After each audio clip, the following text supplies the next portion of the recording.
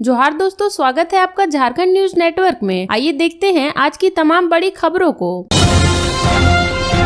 झारखंड विधानसभा चुनाव से पहले कल्पना सोरेन को जेएम में मिली बड़ी जिम्मेदारी। झारखंड विधानसभा चुनाव से पहले हेमंत सोरेन की पत्नी और झारखंड मुक्ति मोर्चा की विधायक कल्पना सोरेन को पार्टी ने बड़ी जिम्मेदारी दी है। भारतीय जनता पार्टी के परिवर्तन यात्रा के जवाब में जेएम अगले सप्ताह से मैया सम्मान यात्रा निकालेगा। इसका नेतृत्व कल्पना सोरेन करेंगी। कार्यक्रम के तहत झामुमो महिला मोर्चा की कार्यकर्ता सभी विधानसभा में जाकर मैया सम्मान यात्रा निकालेंगी। संभवतः अगले सप्ताह से इस यात्रा की शुरुआत हो सकती है। यह जानकारी सिंहभूम की सांसद जोबा मांझी ने पत्रकारों को दी। वह रांची के सोहराय भवन में आयोजित झामुमो कोल्हान प्रमंडल व पलामू प्रमंडल के जिला पदाधिकारियों की समीक्षा बैठक में शामिल होने पहुंची थी। उन्होंने कहा कि बैठक में इस यात्रा पर सहमति बनी है। बैठक में मुख्यमंत्री हेमंत सोरेन ने कार्यकर्ताओं में जोश भरा। उन्होंने झारखंड विधानसभा चुनाव का शंखनाद करते हुए कहा कि झारखंड के वीर और क्रांतिकारी माटी में भाजपा के राजनीतिक गिद्ध मंडराने लगे हैं। हमें मिलकर भाजपा के दुष्प्रचार का करारा जवाब देना होगा।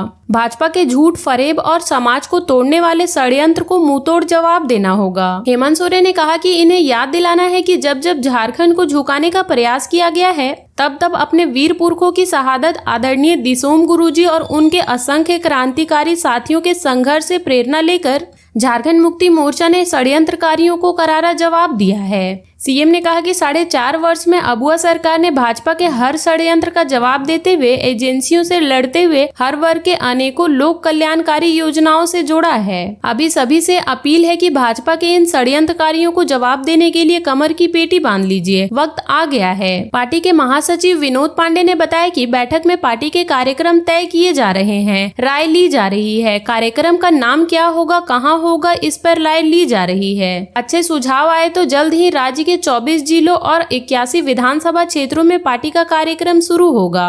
भाजपा को बहुत जल्द ही राज्य की जनता ही निपटा देगी। भाजपा को गुमान है तो विकास के नाम पर चुनाव लड़कर दिखाए, उन्हें समझ आ जाएगा कि वे कितने पानी में हैं।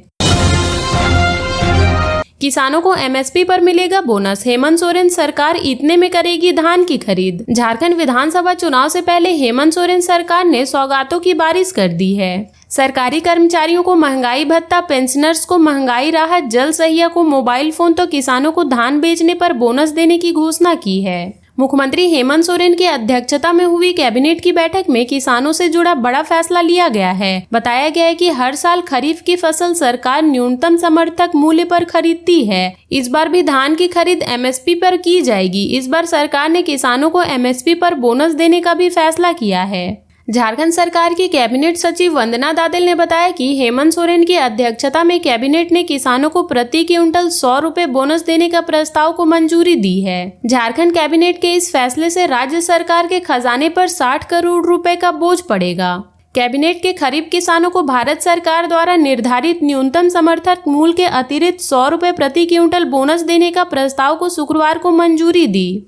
किसानों से प्रति क्विंटल साधारण धान के खरीद के लिए 2300 रुपए और ग्रेड ए के धान के खरीद के लिए 2320 रुपए न्यूनतम समर्थक मूल्य तय है। झारखंड की हेमंत सोरेन सरकार इस राशि के अलावा प्रति क्विंटल 100 रुपए बोनस के रूप में किसानों को उपलब्ध कराएगी।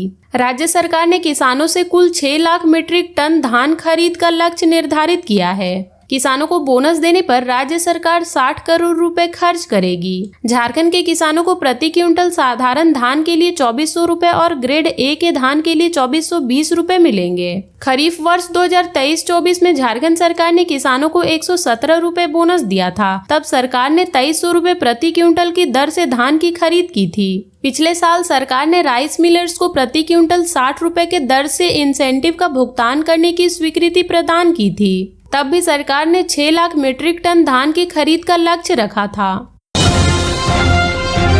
मां की गोद हो गई सोनी, रांची का लकी मनी कच्छप खूंटी के रिमिक्स फॉल में डूबा। खूंटी के मरंगहादा थाना क्षेत्र के रेमिक्स फॉल में डूबने से एक युवक की मौत हो गई। मृतक की पहचान रांची के हेहल बांसटोली निवासी लकी मनी कच्छप के रूप में हुई है। वह रांची के गौसनर कॉलेज में 12वीं का छात्र था।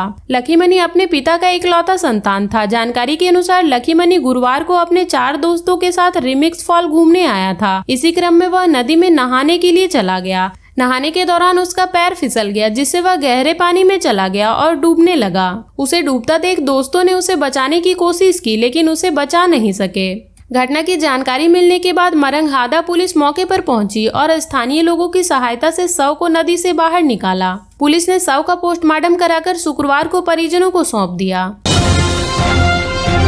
साइबर फ्रॉड के बैंक अकाउंट में एक दिन में जमा हुए 1.5 करोड़ रुपए जमशेदपुर से पकड़ाया। रांची साइबर थाना की पुलिस ने साइबर फ्रॉड के केस में 48 वर्षीय इंद्रजीत सिंह को जमशेदपुर के घोड़ा बांधा तितला बस्ती से गिरफ्तार किया है। उसकी गिरफ्तारी 14,15,407 रुपए की ठगी के आरोप में हुई है। आरोपी के पास से एक मोबाइल, एक सिम कार्ड, एक लैपटॉप, 4 पासबुक, 4 चेकबुक, एक आधार कार्ड और एक पैन कार्ड बरामद किया गया है। साइबर थाना की पुलिस के अनुसार साइबर फ्रॉड की इस घटना को लेकर 1 अगस्त 2024 को केस दर्ज हुआ था। इस मामले में साइबर फ्रॉड ने पीड़ित को टेलीग्राम पर विभिन्न मोबाइल नंबर के माध्यम से संपर्क कर पहले ऑनलाइन ट्रेडिंग से संबंधित जानकारी दी। इसके बाद एक अन्य टेलीग्राम प्रोफाइल से संपर्क करने के बाद पीड़ित को एक वेबसाइट का लिंक भेजकर अपना आईडी बनाने के लिए कहा।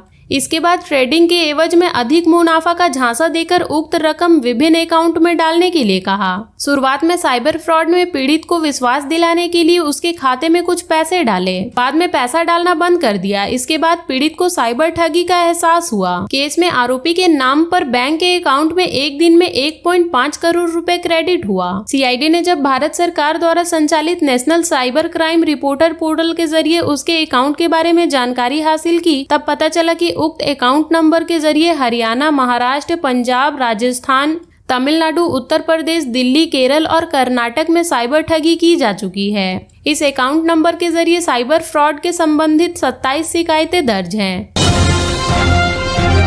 एसएससी सीजल परीक्षा से पहले मेदिनीनगर के होटल में 90 लाख रुपए बरामद। बिहार के सदान समेत 2 हिरासत में। झारखंड स्टेट सर्विस कमीशन की ओर से आयोजित जेएसएससी सीजल परीक्षा 2023 शुरू होने से कुछ घंटे पहले पुलिस ने झारखंड के एक होटल से 90 लाख रुपए बरामद किए हैं। पलामू जिले के मेदिनीनगर शहर थाने की पुलिस ने मुख्य बाजार स्थित होटल साई इन के कमरा नंबर 204 से 90 लाख रुपए बरामद किए हैं। पुलिस ने 2 लोगों को हिरासत में लिया है। जिस व्यक्ति के पास पैसा बरामद हुआ है उसका नाम सदन यादव है। वह औरंगाबाद के बिजुलिया का रहने वाला है। हिरासत में लिए गए दूसरे व्यक्ति का नाम नितिन कुमार है। पुलिस ने दोनों के मोबाइल फोन जब्त कर लिए हैं। बरामद राशि की जानकारी आयकर विभाग को दे दी गई है। जेएसएससी के तत्वाधान में 21 और 22 सितंबर को जेएसएससी सीजल का आयोजन किया गया है। इसको लेकर पलामू के मेदिनीनगर शहर और आसपास के इलाके में स्थित होटलों और धर्मशालाओं की छानबीन की जा रही है। होटल साई इन में की जा रही छानबीन के दौरान सदन यादव और नितिन कुमार के कमरे से 3 बैग मिले। जांच करने में बैग में प्लास्टिक से पूरी तरह से सील किए हुए 500 के नोटों के बंडल मिले। गिनती करने पर रकम 90 लाख रुपए पाई गई। पूछताछ में सदन यादव ने बताया कि वह सोने चांदी के आभूषण का काम करता है। उसके पास से मिले रकम आभूषणों का कलेक्शन है। वह शहर में अपने सगे संबंधियों की परीक्षा के कारण शहर में रुका हुआ है। हजारीबाग के ओवैसी स्कूल के प्रिंसिपल समेत 6 के खिलाफ आरोप पत्र दायर। अब तक 48 गिरफ्तार। सीबीआई ने नीट यूजी 2024 पेपर लीक मामले में ओवैसी स्कूल के प्रिंसिपल और वाइस प्रिंसिपल समेत 6 लोगों के खिलाफ आरोप पत्र दायर किया है। इस प्रकरण में सीबीआई की ओर से दायर किया जाने वाला यह दूसरा आरोप पत्र है। इससे पहले इस मामले में 13 लोगों के खिलाफ आरोप पत्र दायर किया जा चुका है। सीबीआई इस मामले में अब तक कुल 48 लोगों को गिरफ्तार कर चुकी है। अन्य अभियुक्तों के मामले की जांच जारी है। पेपर लीक से लाभान्वित होने वाले लोगों को चिन्हित कर इससे संबंधित सूचना एनटीए को दे दी गई है। नीट यूजी 2024 पेपर लीक मामले में जांच के बाद पटना स्थित सीबीआई के विशेष न्यायाधीश की अदालत में दूसरा आरोप पत्र दायर किया गया है। इसमें कहा गया है कि झारखंड के हजारीबाग जिले के ओवैसी स्कूल के प्रिंसिपल एहसानुल हक और वाइस प्रिंसिपल इम्तियाज आलम ने नियोजित साजिश के तहत दूसरे अभियुक्तों के साथ मिलकर ही स्कूल सेंटर में नीट यूजी 2024 के पेपर की चोरी की। इसके लिए ओवैसी स्कूल के जिस कमरे में पेपर रखे गए थे उसके पिछले दरवाजे को अंदर से खुला छोड़ दिया गया था और आगे के दरवाजे में ताला लगाया गया था। पेपर चोरी करने वाला बगल के ही एक कमरे में बैठा हुआ था। साजिश के तहत सुबह करीब 8 बजे अंदर से खोलकर रखे गए पिछले दरवाजे के कमरे में अंदर घुसा। इसके बाद बक्से को नीचे से काटा व सील तोड़कर पेपर निकाला और फोटो खींचने के बाद उसे दोबारा से उसी बक्से में रखकर सील कर दिया। इस घटना को अंजाम देने में उसे करीब 1.5 घंटे का समय लगा। सीसीटीवी फुटेज की जांच के दौरान पेपर चोरी करने की इस घटना की पुष्टि हुई है। यह भी कहा गया कि पेपर की चोरी करने के बाद उसे व्हाट्सएप के जरिए सॉल्वर तक पहुंचाया गया। पेपर सॉल्व करने के लिए मेडिकल कॉलेजों के छात्रों की मदद ली गई थी। सीबीआई ने दूसरे आरोप पत्र में अभियुक्तों को साजिश, आपराधिक विश्वासघात, धोखाधड़ी, चोरी का सामान रखने, सबूत मिटाने और भ्रष्टाचार निवारण अधिनियम की धारा सपठित धारा के तहत आरोपी बनाया है। समय से 3 घंटे पहले ही बंद कर दी इंटरनेट, सुबह 5 बजे से लोग परेशान। झारखंड स्टेट सर्विस कमीशन के तत्वाधान में 21 और 22 सितंबर को आयोजित सामान्य योग्यताधारी संयुक्त प्रतियोगिता परीक्षा के दौरान सरकार ने सुबह 8 बजे से अपराह्न 1:30 बजे तक 5.5 घंटे इंटरनेट बंद रखने का आदेश जारी किया है। लेकिन राजधानी रांची समेत झारखंड के लगभग सभी जिले में सुबह 5 बजे से ही इंटरनेट सेवा ठप रही, लोग परेशान रहे। परीक्षा 3 पालियों में सुबह 8:30 बजे से अपराह्न 5 बजे तक चलेगी। परीक्षा के दौरान सुबह 8:30 बजे से अपराह्न 1:30 बजे तक राज्य के इंटरनेट सेवा बंद रखने का आदेश गृह विभाग की ओर से जारी किया गया है। झारखंड सरकार के गृह विभाग ने इस संबंध में सभी मोबाइल ऑपरेटिंग कंपनियों को निर्देश दिया था। उक्त परीक्षा के माध्यम से विभिन्न संवर्ग के 2025 पदों पर चयनित अभ्यर्थियों की नियुक्ति होगी। परीक्षा को कदाचार मुक्त करने के लिए मुख्यमंत्री के निर्देश पर डीजीपी अनुराग गुप्ता ने प्लान तैयार किया। सभी जोनल आईजी, रेंज डीआईजी और जिले के एसपी को सुरक्षा को लेकर सख्त निर्देश दिए गए। प्रश्न पत्र की सुरक्षा के लिए 4 लेयर का प्लान तैयार किया गया। जिला स्तर पर निगरानी के लिए अस्थायी कंट्रोल रूम स्थापित किया गया है। परीक्षा केंद्रों में सीसीटीवी कैमरा से निगरानी की व्यवस्था की गई है। पेपर लीक से संबंधित कोई अफवाह या झूठी खबरें सोशल मीडिया के माध्यम से फैलाने वाले पर कार्रवाई की जाएगी। शनिवार रविवार को 3 पालियों में सुबह 8:30 बजे से शाम 5 बजे तक परीक्षा होगी। परीक्षा के लिए 823 पदों पर 6.39 लाख अभ्यर्थी शामिल होंगे।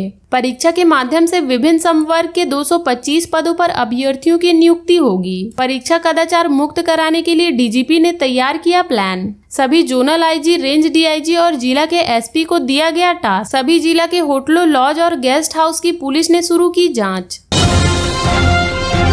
शॉर्ट सर्किट से घर में लगी आग, 3 लाख की क्षति। गोविंदपुर के बागसुमा मोदी टोला में शुक्रवार को शॉर्ट सर्किट से घर में आग लगने से करीब 3 लाख की संपत्ति जल गई। गोविंदपुर थाना क्षेत्र अंतर्गत बागसुमा मोदी टोला में अंजना मोदी के घर में शुक्रवार को शॉर्ट सर्किट से आग लग गई। घटना में घर समेत करीब 3 लाख की संपत्ति जल गई। अंजना घटना के समय स्कूल गई थी। वह स्कूल में रसोइया का काम करती है। उसके घर में आग की लपटें देखते हुए ग्रामीणों ने उसे सूचना दी और आग बुझाने में जुट गए। कुएं से पानी खींचकर लोगों ने आग बुझाने का प्रयास किया, लेकिन सफलता नहीं मिली। इसके बाद मुखिया निमाई चंद्र महतो को सूचना दी गई। मुखिया ने गोविंदपुर पुलिस व अग्निशमन विभाग को सूचना दी, लेकिन दमकल के पहुंचने से पहले ही ग्रामीणों ने आग पर किसी तरह से काबू पाया। हालांकि तब तक घर में रखे सारे सामान जल गए। मुखिया ने अंजना मोदी को अबुआ आवास योजना का लाभ दिलाने का भरोसा दिया है। अंजना के पति का निधन हो चुका है। उसके 2 बच्चे हैं। उसने गोविंदपुर अंचल प्रशासन से मदद की गुहार लगाई है। झारखंड के ऐसे ही छोटी बड़ी खबरों से जुड़े रहने के लिए चैनल को सब्सक्राइब कर लें और बेल आइकन प्रेस कर लें ताकि हर वीडियो का नोटिफिकेशन आपके फोन पे चला जाए।